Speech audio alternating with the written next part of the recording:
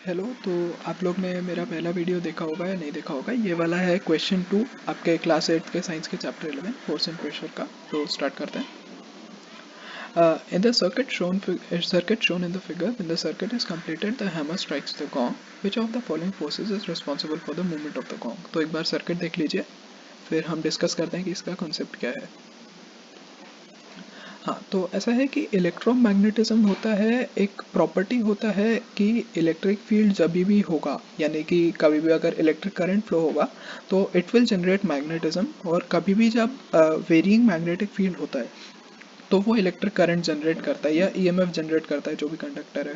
तो जैसा कि आपने देखा होगा मोटर्स और जनरेटर्स वगैरह जो होते हैं, तो मोटर में क्या होता है कि हम लोग इलेक्ट्रिक करंट देते हैं, उससे एक मैग्नेटिक फील्ड जनरेट होता है, उससे जो रोटर होता है, अपना जो शाफ्ट होता है, उसका मैग्नेटिक फील्ड इंटरफेयर करता है और वो घूमने लगता है। तो अभी इतना डीप में जाने की बात नहीं है, सीधा सिंपल कॉन्सेप्ट ये है कि जब भी इलेक्ट्रिक करंट आएगा तो there will be some associated magnetic field with it. ठीक है।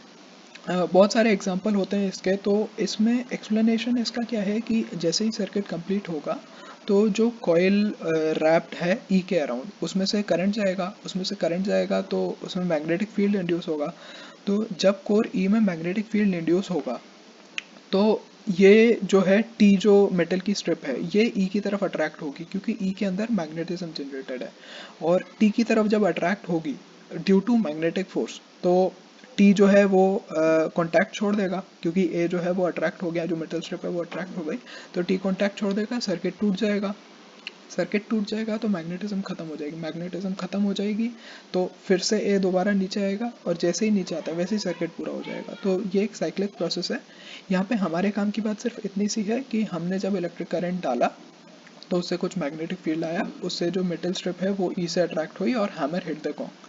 तो इसलिए आंसर तो इसका मैग्नेटिक फोर्स ही है। इसमें एक इम्पॉर्टेंट बात यह है कि जैसे बाकी के ऑप्शंस में एक था इलेक्ट्रोस्टैटिक फोर्स, तो इलेक्ट्रोस्टैटिक फोर्स क्या होता है, दो चार्ज जब रेस्ट पे होते हैं तब जो फोर्स ऑफ अट्रैक्शन या रिपल्शन आता है उसको इलेक्ट्रोस्टैटिक फोर्स बोलते हैं। तो अब यहाँ पे चार्जेस स्टेशनरी तो है नहीं, यहाँ पे तो करंट है, तो इसका मतलब चार्जेस मूव कर रहे हैं, तो इसलिए इसका आंसर इलेक्ट्रोस्टैटिक फोर्स नहीं है। ठीक है, ये एडिशनल इन्फॉर्मेशन है, मे बी आपको लगे काम की हो नहीं हो, आप स्किप कर सकते हो इसको चाहो तो। नेचर में चार फंडामेंटल फोर्स होते हैं: strong nuclear force, electromagnetic force, weak nuclear force और ग्रेविटेशनल फोर्स। तो आई गेस ग्रेविटेशनल आपको काफ़ी क्लियर होगा। जो स्ट्रॉन्ग न्यूक्लियर होता है वो होता है न्यूक्लियस के अंदर जो न्यूट्रॉन्स और प्रोटॉन्स को बाइंड करके रखता है। वीक न्यूक्लियर वो होता है जो इलेक्ट्रॉन्स और न्यूक्लियस को जो बाइंड करके रखता है।